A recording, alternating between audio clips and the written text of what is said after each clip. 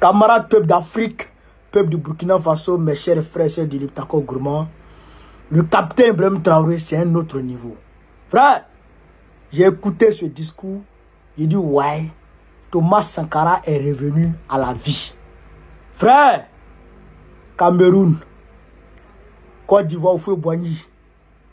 Frère, la France-Afrique, camarade peuple d'Afrique, Ibrahim Traoré rentre en profondeur. Il rentre en profondeur. Je vous invite à écouter cette vidéo. Vous avez écouté du IB, mais ça là, il faut impérativement et absolument écouter ça là. Trop d'enseignements là-dedans. Camarade peuple d'Afrique, on est parti. J'ai été désagréablement surpris lorsque l'Éthiopie, qui abrite donc le siège de l'Union africaine, vivait un conflit. Et quand j'ai vu le Premier ministre se mettre en treillis et annoncer fermer l'université à Addis Abeba pour faire face à la menace, je n'ai pas vu l'action de l'Union africaine pour protéger ses sièges. Les États occidentaux, pour la plupart, voyaient Addis Abeba tomber, ont plié bagages et partir. L'Éthiopie s'est battue, a trouvé une solution interne et vit plus ou moins en paix aujourd'hui. Les enfants du Congo meurent depuis des années. Plusieurs autres conflits, tels au Soudan, existent sur le continent. Nous aurions aimé voir l'Union africaine générer les forces et toutes les stratégies nécessaires pour soutenir ces États pour qu'ils puissent retrouver la paix. Depuis près de 10 ans, le Sahel est le théâtre du terrorisme international. Mais nous ne voyons aucun soutien de ces organisations pour trouver une solution à ce problème.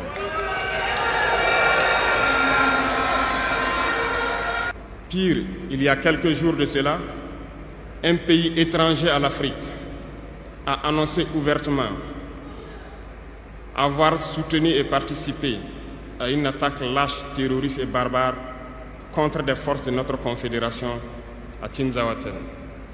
L'Union africaine n'a pipé aucun mot pour condamner cette ingérence d'un État extérieur à l'Afrique dans les affaires internes de nos États. Je souhaiterais qu'ils l'entendent et qu'ils sortent donc de leur silence et poser des actes pour que la jeunesse puisse croire en l'Union africaine. Il nous faut nous unir et la seule manière de s'unir, c'est de se parler, de se comprendre et de pouvoir donc asseoir les bases de cette unité-là. Il y a 3 mots, 3 grands vices qu'il faut bannir de nos comportements et de notre vie. Je parle de la lâcheté, la traîtrise et l'incompétence. Il faut bannir ces 3 mots de notre mode de vie. Et je m'en vais vous expliquer pourquoi. La lâcheté recouvre beaucoup de vices. Un lâche a toujours peur. Et lorsqu'on a peur, on devient un esclave. On se plie, on lèche les bottes.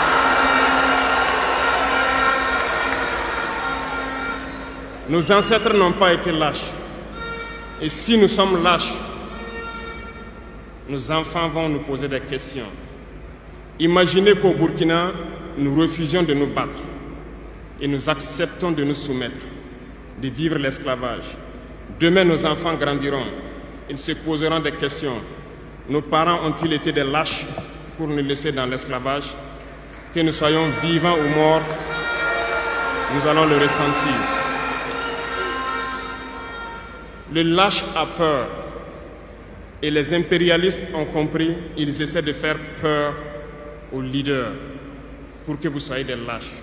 Parce que quand vous êtes un lâche, tous les autres vices peuvent naître. On fait tout pour que nous ayons peur. Ils viennent dans nos palais, ils nous menacent directement ou des menaces voilées. Bien sûr, nous répondons comme il le faut. Ils prennent chaque fois des exemples. Ils nous diront, vous savez, Thomas Sankara a essayé de faire comme ça, mais il est où? Il est mort. Le président haïtien, il a essayé de faire comme ça, il est où? Il est mort. Kadhafi a essayé comme ça, il est où? Il est mort. Voilà des propos qu'on nous tient de manière voilée pour nous faire peur. Et pire, nous voyons aussi souvent certains jeunes essayer d'emboîter le pas d'une autre manière. On peut les entendre dire « telle personne a régné ainsi, il est à la CPI. Telle personne a régné ainsi, il est en prison. » Tout ça pour essayer de nous faire peur, pour qu'on devienne des lâches. Mais je pense qu'ils n'ont pas compris quelque chose. Quand nous disons la patrie ou la mort, nous vaincrons, ce n'est pas qu'une phrase, ça a tout son sens. Nous n'avons pas peur et nous n'aurons jamais peur. Nous continuerons notre lutte. Écoutez, Djekaba. Ils ont fait peur sûrement à beaucoup de chefs d'État africains. Vous voyez, souvent quand on s'exprime ou lorsqu'on a l'occasion d'être dans certaines situations à l'extérieur, nous tenons souvent des propos pour interpeller les chefs d'État africains pour qu'on se réveille, prendre soin de notre jeunesse pour pouvoir amorcer notre développement réel. Nous sommes souvent mal compris. Certains ont riposté publiquement à nos propos parce qu'ils se sentent indexés. Mais je peux vous assurer, jeunesse, que lorsque nous nous retrouvons dans les couloirs, ces mêmes chefs d'État nous disent « Vous êtes sur la bonne voie, c'est ce qu'il faut faire pour que l'Afrique puisse s'en sortir. » Alors, nous leur posons des questions à savoir pourquoi vous ne faites pas comme nous, pourquoi vous ne nous accompagnez pas. Certains nous disent qu'ils ont les mains liées, certains nous disent qu'ils ne peuvent pas. Chers aînés, chefs d'État africains, du haut de cette tribune, donc, je souhaiterais dire que les peuples africains sont les peuples les plus pacifiques. Lorsque vous reconnaissez un tort, il faut le dire au peuple. Que nous n'ayons pas peur demain de sortir et dire au peuple, nous nous excusons, nous avions été compromis, nous avons des biens mal acquis, on nous a compromis par plusieurs choses et que nous demandons pardon et nous revenons sur la bonne voie. Et de commencer à travailler réellement pour l'indépendance de nos États et notre émancipation. Et je pense que c'est possible. Si nous restons dans cette posture de peur, nous serons lâches. Et l'histoire nous jugera. Nos enfants poseront des questions, nos petits-enfants poseront des questions. Nous sommes en train d'écrire l'histoire, il n'y a pas de place pour la lâcheté. Si nos ancêtres avaient été lâches, nous ne serions pas là. Souvenez-vous, je vous prends un exemple des peuples Bamileke et Bassa, je vais parler des Camerounais. L'Union des populations du Cameroun, qui depuis les années 50 a commencé une lutte implacable contre les colons. Mais ils ont été massacrés. Les armées coloniales françaises en son temps ont déversé des bataillons d'infanterie, des chars, des hélicoptères, ont anéanti des villages entiers. Les tortures les plus inhumaines ont eu lieu en cette période. Vous pourrez faire des recherches sur ce qu'ils appelaient la balançoire ou le bac à ciment. Oh! Des centaines de milliers de populations ont été décimées ainsi en Afrique parce qu'ils ont osé demander aux colons de quitter leur terre. Ça a abouti à une guerre civile qui a duré plusieurs années. C'est pour dire que des gens ont osé, ont affronté à main nue les impérialistes pour que nous soyons là. Il n'y a pas de raison que nous ne puissions pas affronter les impérialistes pour que nos générations à venir puissent vivre. Il y a beaucoup d'exemples à travers l'Afrique d'hommes courageux qui ont refusé d'être lâches, qui ont combattu, qui ont fait face. Eh bien, soyons dignes de ces gens. Nous sommes leurs descendants et soyons dignes d'eux. Un lâche ne peut pas être digne. Ne soyons pas lâches, jeunesse africaine. Parce qu'un lâche est toujours un traître. Et ça va de pair. Ils essaieront de nous faire peur pour que nous soyons lâches. Et si nous sommes lâches, nous allons trahir. Il faut bannir la traîtrise de nos habitudes. Des Africains ont été traîtres pour que la traite négrière réussisse en Afrique. C'est parce que des Africains ont été traîtres que la colonisation a pu tenir en Afrique. Interrogeons l'histoire, nous le verrons. Patrice Lumumba a été trahi parce qu'il a osé tenir tête. Et ces mêmes télévisions belges sont venues au Congo pour quelques billets tendus à des individus au Congo, pour une interview, pour contenter leur population. Et vous avez pu suivre ça. Lumumba nous dérangeait. Il est mort, on est content. C'est de la traîtrise. Beaucoup d'autres héros sont tombés pour que nous soyons là aujourd'hui. Et c'est une technique de l'impérialisme, de faire peur aux autres en menant des actions pour réellement créer la terreur. Ça n'a pas commencé aujourd'hui. Je vous prendrai l'exemple d'un guerrier qui s'est battu, Victor Biakaboda. Lisez, vous comprendrez. Ça c'est Côte d'Ivoire, ça.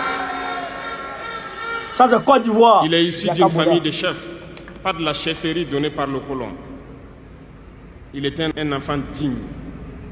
Il a fait ses études au Sénégal.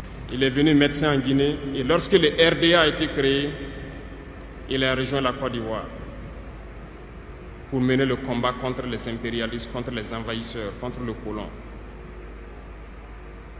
Il a essayé d'organiser la société ivoirienne. Partout, les gens ont commencé à porter la voix.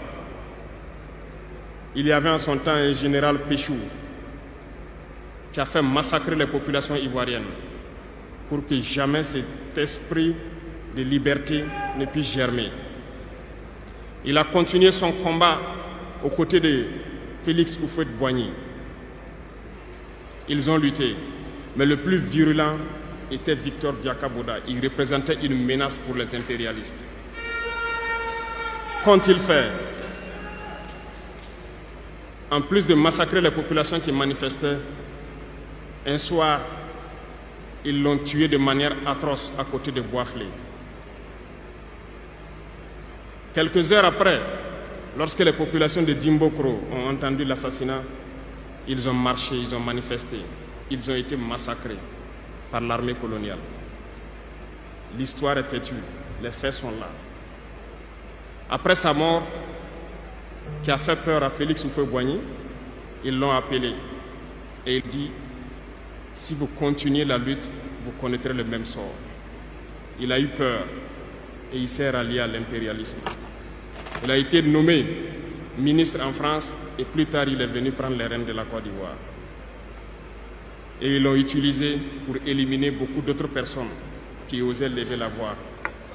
Et je pense que Thomas Sankara est un bel exemple.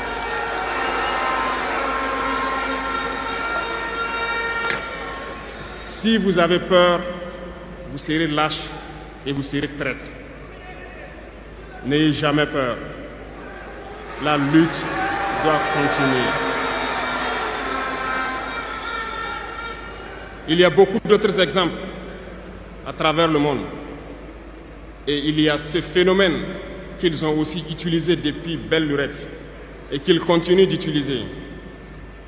Voyez-vous, certains individus, par exemple, se sont retrouvés dans d'autres pays et créé, soi-disant, un gouvernement parallèle au gouvernement du Mali. Vous avez entendu cette histoire. Ce n'est qu'une technique qui a existé dans le temps. Je vais vous prendre l'exemple de Ahmed Chalabi, l'Irak. Ce professeur de mathématiques qui a même été dans le gouvernement irakien a été récupéré par les impérialistes et il a formé ce semblant de gouvernement parallèle à l'Irak aux États-Unis. Et on l'a utilisé pour être donc le mouton de sacrifice. Parce que c'est à lui qu'on a dit de prononcer publiquement que Saddam Hussein développait des armes de destruction massive. Et il l'a fait. Ils l'ont utilisé. Et cet alibi a été utilisé pour tuer des millions d'enfants en Irak et détruire l'Irak. Et vous savez quel a été le sort de Chalabi? Un soir, après une interview, dans l'interview, il disait même qu'il sait que la CIA est sur son dos. Quelques heures après, il a été retrouvé mort dans son lit, mort de crise cardiaque. Si vous trahissez, vous aurez des fins macabres. C'est ainsi. L'impérialisme n'a pas d'amis. L'impérialisme vous utilise et quand il finit de vous utiliser, il fait de vous ce qu'il veut. Suivez mon regard, vous comprenez de quoi je parle. Ça a toujours été comme ça.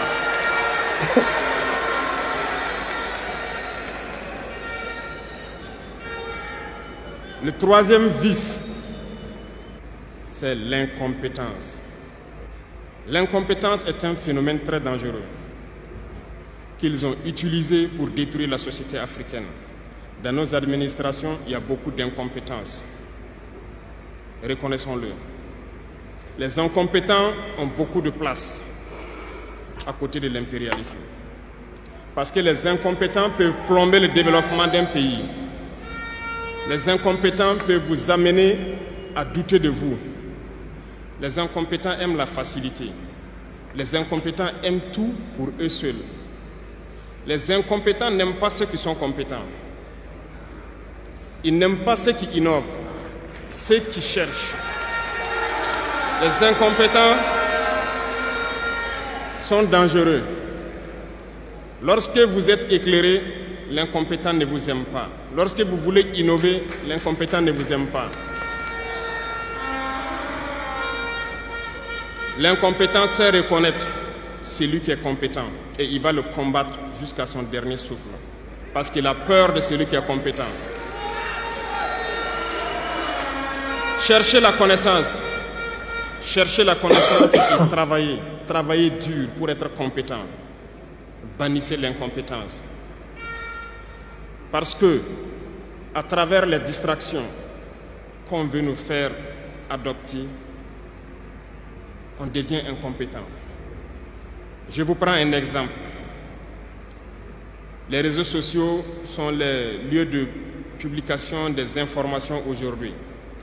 Les gens s'informent à travers Internet et beaucoup de choses.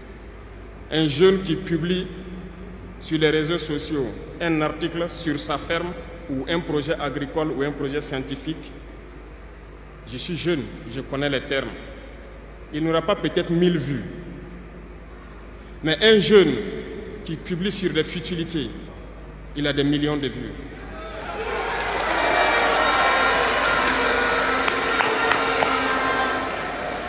Justement, on veut vous faire perdre du temps dans les futilités. Prenez conscience.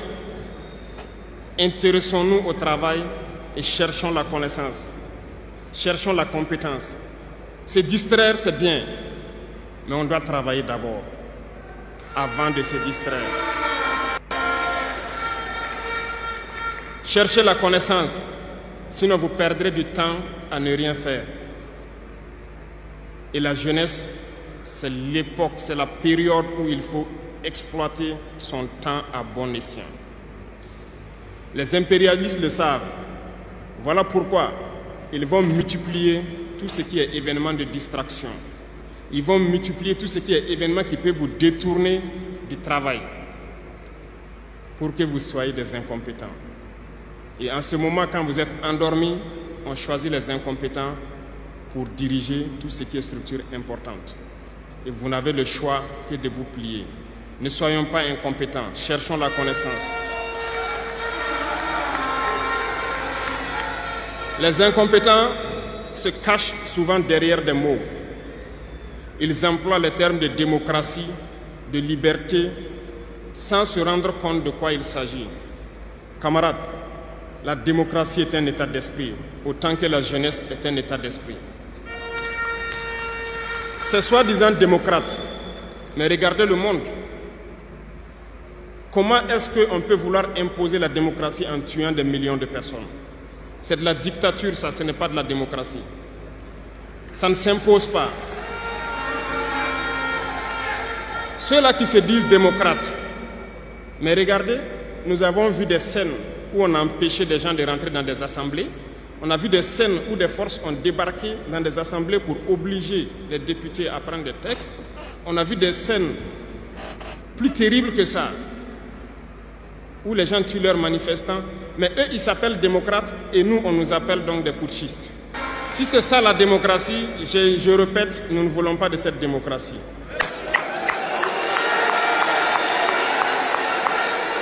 Et quand vous voyez souvent les incompétents, ils ne cherchent pas à savoir quelle est la signification du mot démocratie en réalité. Ils s'accrochent juste à la définition qu'il lui a donnée l'impérialisme et il se met à parler de démocratie sans réellement connaître le fondement.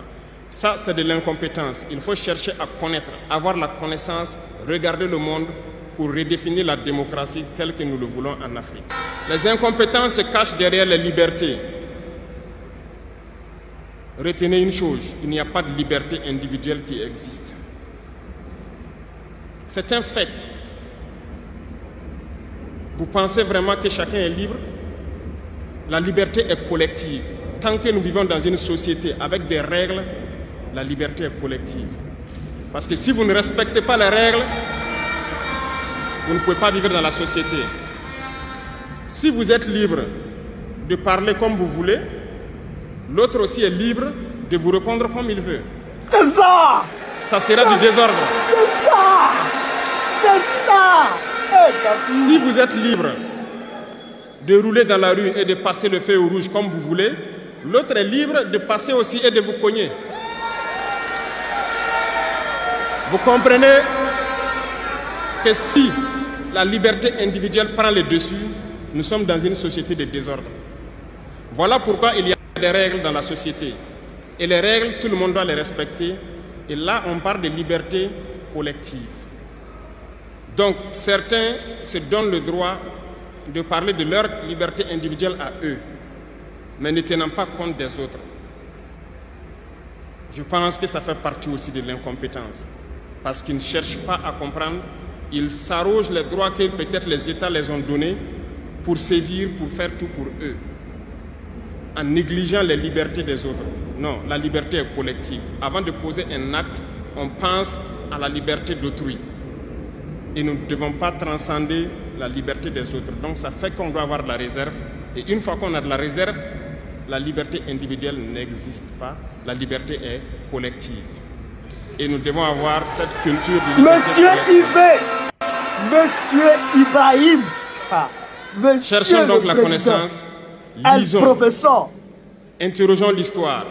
Ne lisez pas l'histoire écrite en leur faveur. Cherchez la connaissance à travers plusieurs sources et vous comprendrez dans l'histoire qui s'est battu pour l'Afrique, comment nous devons nous battre pour continuer cette lutte de nos dévanciers. Et je ne terminerai pas mes propos sans faire un coup de gueule encore au volet de la communication. Parce que comme je le dis, c'est l'arme fatale de l'impérialisme. Et vous jeunes, vous devez tout faire pour savoir distinguer le vrai du faux. Nous continuerons à démonter les mensonges des médias impérialistes qui essaient de toujours créer des soucis en Afrique. Parce que ces médias, par leur bouche, ils peuvent vous rendre un roi demain. Par leur bouche, ils peuvent vous faire quitter de votre position de roi et vous rendre un piètre esclave demain. Faites attention. Je suivais une émission, malheureusement, il n'y a pas longtemps, burkinabé, où un jeune journaliste a sorti une phrase qui m'a laissé un peu perplexe. Il parlait de la Corée du Nord. Et le journaliste a dit, mais il meurt de faim en Corée du Nord. A-t-il pris le soin d'aller en Corée du Nord enquêter pour voir vraiment s'il meurt de faim? L'idée que les médias impérialistes ont vendu de la Corée du Nord est plus développée que beaucoup de pays européens. Et parce que ces médias nous disent la Corée du Nord c'est la dictature, les gens meurent de faim, ils sont pauvres, ils n'ont rien, on prend ça ainsi. Mais la Corée du Nord est une puissance nucléaire, comment est-ce qu'ils ont fait?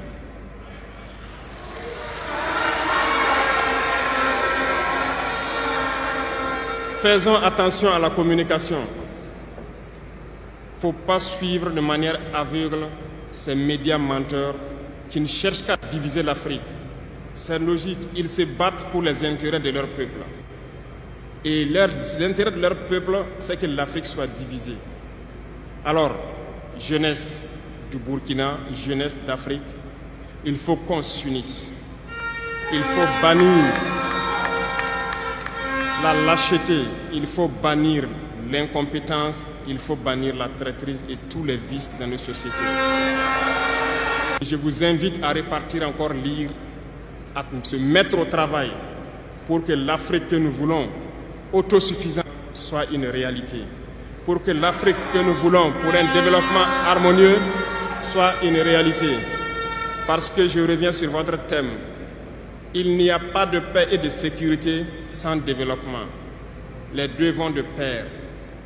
S'il n'y a pas de développement, il n'y a pas de sécurité. Parce que s'il n'y a pas de développement, la jeunesse va forcément se retrouver dans les vices. Et il n'y aura pas de sécurité. S'il n'y a pas de sécurité aussi, il n'y a pas de développement. Donc les deux doivent aller de pair. Intégrons cela dans nos combats pour que nous puissions nous battre et nous développons. Allons-y vers la production. Produisons suffisamment.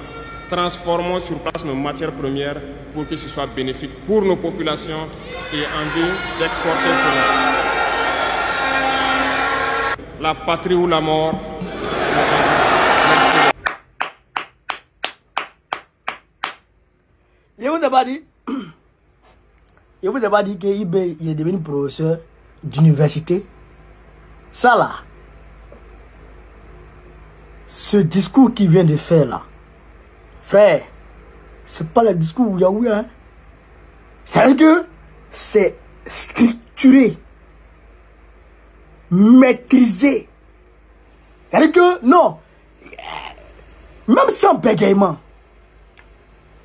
C'est-à-dire que le gars, tu sais qu'il est devenu, frère, un monument intellectuel. Son bagage intellectuel s'alourdit de jour en jour. C'est-à-dire qu'il fait beaucoup de recherches. Il se cultive beaucoup. Il ne s'assoit pas sur le banc de son piédestal pour dire je connais tout. Non, il fait beaucoup de recherches. Et pourquoi un jour quelqu'un m'a appelé pour dire bon, vraiment, tu es bon, mais est-ce que tu n'as pas fait, tu n'as pas allé t'inscrire en Sciences Po? Allez voir. Ceux qui sont en Sciences Po, je vous salue, je vous encourage. Hein. Mes petits frères qui sont là-bas, je vous encourage. Mais Joe, moi je fais mes recherches propres pour connaître, c'est-à-dire que pour juger l'histoire du point de vue de l'un et de l'autre. Parce que quand tu vas dans leur sens et ils te servent ce qu'ils veulent. Camarades peuple d'Afrique, il dit que les chefs d'État lui disent qu'ils ont les mains liées. Aïe! Ils disent qu'ils ont les mains liées. Les chefs d'État disent qu'ils ont les mains liées. Comment mains liées? Ça veut dire quoi, mains liées, chers camarades? On va vous expliquer. Mains liées, ça veut dire quoi? Ça veut dire que ils ont soit des biens mal acquis, ils ont volé de l'argent pour venir mettre dans leur compte et ils peuvent saisir ça à n'importe quel moment. Ils ont construit des maisons, ils ont construit des entreprises dans leur pays. Donc, ils peuvent saisir ça à n'importe quel moment. Ça, c'est main liée aussi. Ou bien, ils ont fait des coups louches dans leur pays dont les Blancs sont au courant. Donc, ces coups-là peuvent les conduire soit à la CPI ou en prison. Vous comprenez? Ou bien, ils ont des vidéos de sex tape sur eux. Oui. Les Blancs font des choses avec les présidents là. Tu ne peux pas imaginer. Ils peuvent les faire coucher avec les animaux. Et ils gardent les vidéos. Ils peuvent les faire coucher avec des femmes. Des prostituées. Et puis ils gardent les vidéos. Prostituées là, à quel problème? Femme qui veut pour nous. Mais toi, président, si on te voit. Et marié, on te voit. Vidéo authentique. Tu as dit quoi? Des enregistrements. Des enregistrements d'audio. Ils ont ça en leur possession. Donc, à tous les niveaux, ils peuvent les dire. C'est sur ça, les Blancs s'appuient pour mener leur diplomatie coercitive sur nos présidents. C'est pourquoi Dramane Ouattara est comme Kadinch derrière Macron. Il est comme un chihuahua derrière Macron. Parce qu'il a les mains liées. C'est ça la vérité, chers camarades d'Afrique. C'est pourquoi les présidents comme ça, là, la seule et l'unique alternative, c'est de les chasser. Voilà. Il a parlé de Victor Biakaboda. Ah! Il lui a parlé d'un homme. Il a parlé d'un homme, mais il n'a pas parlé de Sékou Sanogo. Sékou Sanogo. Un vieux moro de Séguéla. Un grand-père de Séguéla. Le premier révolutionnaire de Séguéla de ma région. Le premier révolutionnaire de ma région. Il était avec les Victor Biakaboda aussi. Mais Biakaboda était un 10. Biakaboda était déchiqueté. Il me dit qu'il a été massacré, mais il a été déchiqueté. Son corps là, a été déchiqueté. Ils ont frappé, ils ont pris des chars pour aller les attaquer. Des populations au menu. Ils ont pris des chars pour aller les attaquer. Déchiquetés. Comme ce qui s'est passé en Madagascar. Il a parlé des Camerounais avec les Oumnoumé. C'était le combat. Non. Et il a parlé de Houphouët-Boigny. Quand Victor Biakaboda a été tué, Houphouët-Boigny a été pris, il a été arrêté, on l'a mis en prison, on l'a envoyé en France pour le mettre en prison. En France ici. C'est ici il a été mis en prison, en France ici. Quand il a été mis en prison, comme Ibé l'a dit, on lui a dit soit tu te tais ou on te fait subir le même sort que l'autre. Il s'est rangé du côté de Babylone. Il y a eu des manifestations ici en France pour libérer Houphouët-Boigny. Il y avait des blancs dedans qui manifestaient pour que Houphouët-Boigny soit libéré pour l'indépendance de la Côte d'Ivoire. Les manifestations ont été réprimées ici dans le sang. C'est ça qui est la vérité. Camarades d'Afrique, cultivez-vous. Hein. IB, c'est un 10. C'est mon professeur. Monsieur le professeur. IB, c'est mon professeur aujourd'hui. Il a parlé de Ahmed Charaoui. Aïe, aïe, aïe, de traite. La poutre que le représentant américain a présenté aux Nations Unies pour dire que l'Irak est en train de développer des armes de destruction massive. Eh bien, c'est lui qui a produit ça à partir de l'Allemagne. Il a fait intégrer un faux réseau de renseignement qui en réalité n'était renseigné sur rien du tout en Irak. Mais comme Bush était obsédé par l'agression de l'Irak, eh bien, ils ont pris ça, ils ont fait rentrer. Même la CIA elle-même dit c'est faux. Après l'attaque de l'Irak, il y a beaucoup de hauts cadres de la CIA qui ont démissionné. Parce qu'ils n'ont pas attendu les rapports de la CIA. Ils sont basés sur les rapports de la presse. Et le rapport complet de la CIA n'a même pas été rendu public. C'est après ça a été rendu public. Sur l'Irak. Frère, mais le traite, il a été tué. Parce que après, lui, il n'imaginait pas, il s'imaginait pas que Bush allait aller jusqu'à ce niveau-là, aller bombarder le peuple lui-même.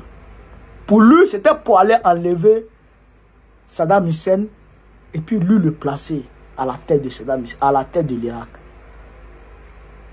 Mais il ne savait pas que ça allait comme ça. Quand il a vu que les choses sont en train de prendre une autre tournure, il a commencé à critiquer.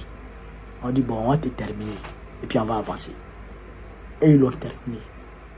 Même ces gars avec qui il complotait, beaucoup ont été terminés. Mon professeur a parlé. C'est la vérité. Vous pouvez vous renseigner. Vous pouvez aller vous documenter. Mon professeur a parlé. Et il a dit quelque chose pour finir. La liberté. La liberté est collective. Mais ça, il parle ça concernant les gens qui disent qu'il n'y a pas de liberté d'expression au Burkina Faso. Mais il y a un décret qui a été signé, de mobilisation générale qui a été signé. Et c'est son droit, en tant que chef d'État, qui prend un pays en crise. Macron a signé ici, Macron a pris ici l'état d'urgence. Il a fait voter l'état d'urgence à l'Assemblée ici, en France ici. Pendant la crise, pendant la crise de Covid-19. Il a fait signer celle-ci. Il y a beaucoup de papis qui ont été tués. Hein. Beaucoup qui ont été tués. Ouais. C'est ça qui est la vérité. Beaucoup, à cause de leur argent de retraite. Les médias russes, en France ici, ont été chassés. Combien de pages Facebook ont été bloquées ici en France? Combien de pages Facebook? Moi-même, j'ai perdu 2 pages Facebook. Une page avec 241 000 abonnés. Ils ont coupé. Parce qu'on a critiqué l'Ukraine. Alors vous comprenez ça? Et vous partez parler beaucoup sur eBay pour dire liberté d'expression n'existe pas. Les tickets là. C'est évident. Mon projet a parlé, c'est un 10. Donc, chers camarades d'Afrique, voilà un peu ce que je voulais vous dire sur cette vidéo. Sur ce, vive l'Afrique libre, vive le panafricanisme, vive tous les présidents panafricains. Gbagbo président de Côte d'Ivoire 2025, Inch'Allah. Vive eBay. Merci.